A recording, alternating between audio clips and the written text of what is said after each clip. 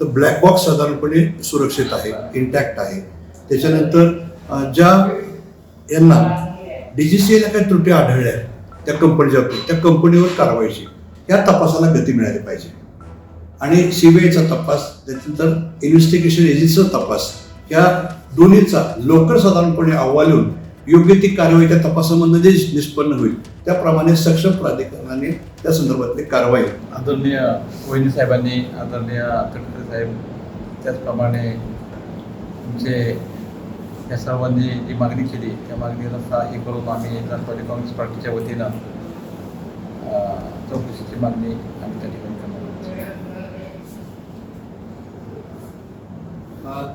चौकशी मागणी केली पण येणाऱ्या काळात जी सद्यस्थितीत रोहितदादा आणि मागणी करत आहेत कोर्टात, काल मुंबईत देखील मरीन ड्राईव्हमध्ये केस दाखल केली नाही. आज बारामती पोलीस स्टेशनला मोठ्या प्रमाणात मागणी, तुम्ही जाणार आहात का पद्धतीने? नाही, विषय कसे आहेत दोन वेगळे. राष्ट्रवादी काँग्रेस पार्टी अजितदादांची याच्या वतीने आम्ही सगळेच या ठिकाणी उपस्थित आहोत. कारण आपल्याला माहिती आहे की कालच त्या ठिकाणी DGCA आणि हे जे आपली AAIB हे जे दोन्ही एजन्सी आहेत त्याचा काल पहिल्यांदा रिपोर्ट आलेला आहे.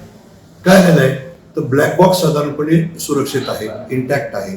त्याच्यानंतर ज्या यांना DGCA काही त्रुटी आढळल्या त्या कंपनीच्या बाबतीत, त्या कंपनीवर कारवाईची.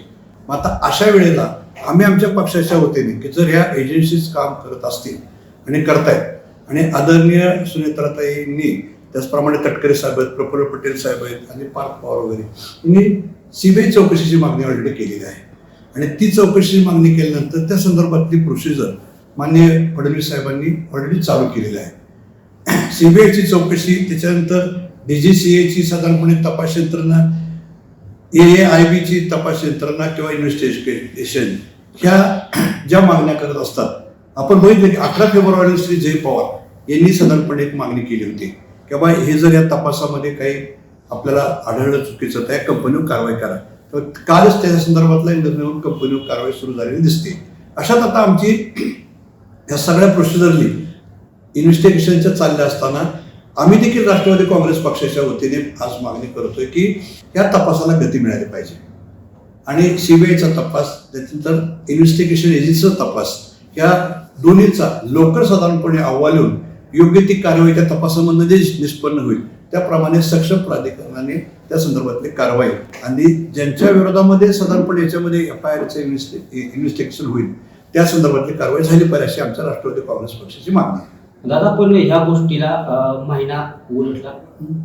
अनेक जण सांगतायत की DGCA असेल किंवा कोणताही तपास हा अहवाल कोणताही आतापर्यंत आलेला नाही, तर ही लवकरात लवकर होईल, विलंब होतोय असा आरोप होत आहेत. अनेक पक्षातील, विरोधी पक्षातील लोक देखील हीच मागणी करतात की ह्या गोष्टीला विलंब का होतो. हो, बरोबर आहे ना. आता ह्या काय कुठल्या गोष्टीला कसा विलंब होतो, का होतो, हे आपल्या हातातली बाब नाही. याचे इन्व्हेस्टिगेशन एजन्सीज आपण बघितलं तर या एजन्सी कधी स्थापन झालेल्या आहेत तर विमान प्राधिकरण हे साधारणपणे तसं 2012चं आहे, परंतु 2024च्या कायद्याने ते आपल्या कायद्यामध्ये परत स्थापित झालं. एक स्वतंत्र यंत्रणा आहे आणि स्वतंत्र यंत्रणामार्फत एखादा गोष्टीचं तपास करताना साधा गोष्ट असेल तर वेगळं, याच्यामध्ये टेक्निकल बाबी जेव्हा असतात तेव्हा टेक्निकल बाबींनी आपण बघितलं की कॉन्ट्रावर्सी काय मीडियामध्ये येत होती की ब्लॅक बॉक्स खराब झालाय, तपासासाठी परदेशात पाठवायचा आमका, अशा सगळ्या काहीतरी माहिती येत होत्या. आणि ह्या माहित्या खऱ्या आहेत का खोट्या हे कुणाला आजपर्यंत माहीत नव्हतं. परंतु काल ऑथेंटिकपणे त्यांनी जाहीर केले की नाही तो ब्लॅक बॉक्स सुरक्षित आहे.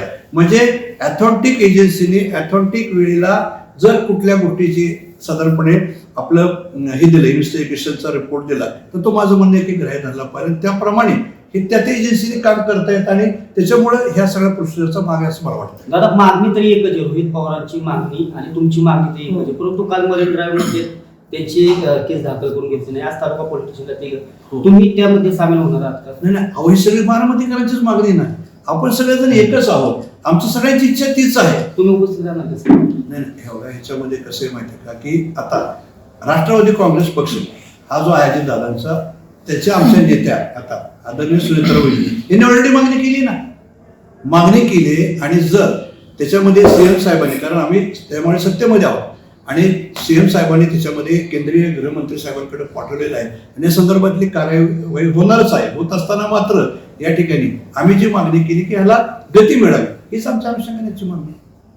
गती मिळावी. शेवटी काही तांत्रिक मुद्दे आहेत की विमान अपघात झाल्यानंतर केंद्र सरकारच्या काही तपास यंत्रणा आहेत, जसं की ती AIAB किंवा आपलं DGCA. तर DGCA आणि AIB हे त्यांच्या स्वतंत्र यंत्रणेने तपास त्यांचा चालूच आहे. सुरुवातीला मध्यंतरी काही स्टेटमेंट आले जे विसंगत होते की ब्लॅक बॉक्स जाळावा, आणि त्याच्यानंतर कालचं स्टेटमेंट जे होतं की ब्लॅक बॉक्स सुरक्षित आहे. आमचं म्हणणं असं आहे की अशा ज्या विसंगती येतात त्या विसंगती येता कामा नये, तपास यंत्रणेत एक वाक्यता असावी.